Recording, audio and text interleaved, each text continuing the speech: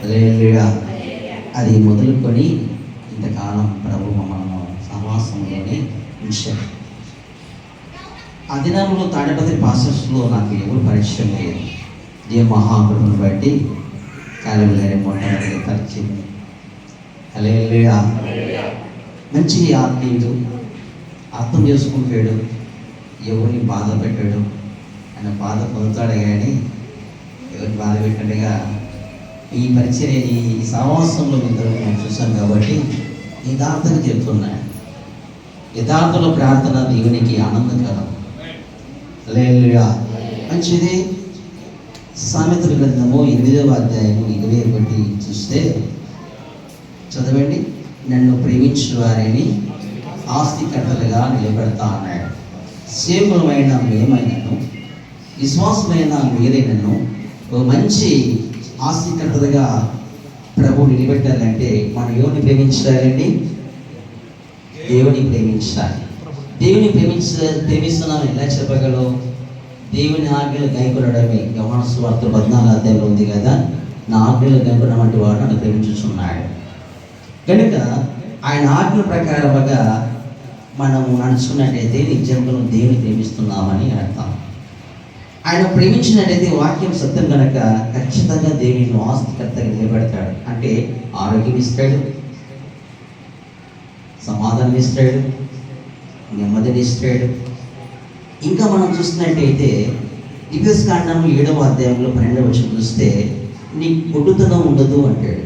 నీ పశువులలోనూ నీ పక్షులలోనూ కూడా గుడ్డుతనం ఉండదు, సర్వరోగమును తొలగిస్తా అంటాడు.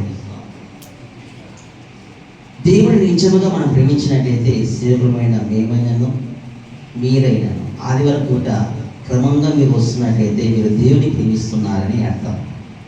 సేవకులమైన మేము కూడా సంఘస్థులు మాకు సహకరించకపోయినా వారు ఏమి కానరించినా ఇవ్వకపోయినా దేవునికి మేమక్కరగా అలాగా మంచిగా ఉన్నామంటే మేము కూడా దేవుని ప్రేమిస్తున్నామని అర్థం. ఈ రెండు దేవుడు చూస్తాడు, వాళ్ళ హృదయాలను చూసి ఉన్నతున్న స్థానాన్ని తీసుకెళ్తాడు. మరి నిజంగా దేవుని ప్రేమించినట్టయితే ఆయన ఆజ్ఞకు లోబడతాం, ఆయన మాటకు విలువ ఇస్తాం, ఆయన మాట వింటాం. మూడవదిగా తగ్గించుకుంటాం. సేవకులమైన మేము కూడా తగ్గించుకున్నటువంటి వాడే హెచ్చించబడను. కాలేబు కూడా చక్కగా తగ్గించుకునేటువంటి వాడు. ఒక మాట అన్నా కూడా నీళ్ళన్నా అని నేను కొన్ని సందర్భాలలో కాలేబు అండి నీళ్ళన్నా సరే కదా తీసుకుంటాలే అనేవాడు. హల్లెలూయా.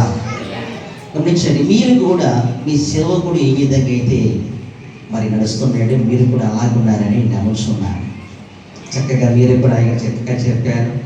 మరి దేవుని మాత్రముగా మరి దేవుని ప్రేమించినటువంటి వారిని ఆస్తికర్తగా దేవుడు నిలబెడతాడు.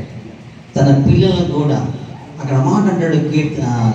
కాండం 20వ అధ్యాయంలో మనం చూస్తే బైబిల్ తీయొద్దండి. దేవుని ప్రేమించినటువంటి వారికి ఆయన కృప 1000 తరాలు ఉంటుందన్నాడు. ఎన్ని తరాలండి? 1000 తరాలు ఉంటుందన్నాడు. ఆయన కనికరం, ఆయన కృప. శాపం అయితే 3 తరాలు 4 తరాలు మాత్రమే. ఆ శాపం ఎట్లా వస్తుందంటే దేవునికి విరోధంగా నువ్వు జీవిస్తే, దేవుని వ్యతిరేకంగా మాట్లాడితే, సేవకుని దూషించినా కూడా అది నీకే నష్టం. అది సేవకులు ఎవరు నోరు తెచ్చుకోబోదు. హల్లెలూయా. నోరు తెచ్చుకోబోదు. మనకు ఆశ్రమం కావాలి. సేవకుల మాట మనం వినాలి, తగ్గించుకోవాలి. ఆ దినమున అన్న దేవుని మాటకు లోపడింది కాబట్టి అక్కడ సేవకు మాట అన్న పడిపోయింది. నేనేంటి సంఘ పెద్ద భార్యను నన్ను ఇలా అంటావా అనేంటే ఆమె గొడ్రాలతో చచ్చిపోయేది. కానీ లోపడిపోయింది. అలా అన్నొద్దు నా ఏలిన వాడా అంటే ఆమె తగ్గించుకుంటుంది. అందుకే దేవుడు ఆమె కుటుంబం కనపరిచాడు. ఒక మంచి ప్రవక్తను సమయంలో మంచిగా దేవుడు పుట్టించి చక్కగా దేవుడు నిలబెట్టాడు. హల్లెలూయా. కారణం ఏంటి తెలుసా? ఆ తల్లి తగ్గింపు. తను తగ్గించుకున్నవాడు హెచ్చించబడతాడు అనేది వాస్తవం. కానీ తగ్గింపు లేకపోతే గర్వం నాశనాన్ని కలిగిస్తుంది. సేవకులమైన మేము కూడా గర్వపడితే ఒకటే. అందుకే ఎంత బిషప్ అయినా, ఎంత ఫాదర్ అయినా, ఎంత రెవరెండ్ అయినా, మాకంటూ తగ్గింపు ఉండాలి, మీకు కూడా తగ్గింపు ఉండాలి. హల్లెలూయా. తగ్గించుకున్నటువంటి వాడే హెచ్చించబడతాడు. కాలేం పాస్టర్ గారు అన్ని దాన్ని తగ్గించుకుంటారు. ఎక్కడ గర్వంగా మాట్లాడాడు, యథార్థంగా మాట్లాడతాడు. కొన్ని విషయాలు మాట్లాడి ఏదైనా తప్పకుండా క్షమించన్నా అని అంటాడు. హల్లెలూయా. అందుకే కాలేబు కూడా దీనికి మహిమకరంగా అలా ఉన్నాడు కాబట్టి ఇంతమంది సేవకులకి రావడం జరిగింది. గట్టిగా చప్పలు కొడుతున్నాడుగా. అది టీఎస్పీ కమిటీలో మరి దీర్మాపును బట్టి దినంలో ప్రభు ప్రెసిడెంట్లు పెట్టాడు. ఇది పొద్దు కోరుకోలేదు.